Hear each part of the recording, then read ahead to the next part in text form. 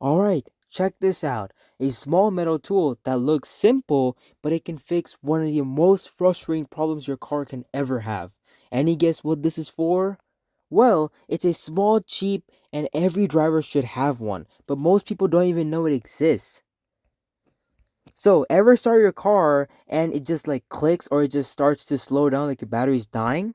Well, it's maybe not your battery at all. It's this. You see that blue stuff? That's corrosion. Usually like copper sulfate and like messes your connection between your battery and cables. Sometimes it makes your alternates like run longer and harder, which will in turn like stop your car from starting up one day and decrease your battery life over time. And if you already didn't guess it, this is a battery terminal cleaner. Let me show you how it works. So basically, use the bristles on the bottom, it's like metal brushes, and then just kind of screw it over to get rid of all that buildup. It's just like you're just screwing something on. And this will remove that crusty buildup until you see that clean metal, as you can see right there. Now, I'm not still done yet, because if you open it up, there's also small brushes, which you can use to clean up the sides and like make it a nice bright and shiny look.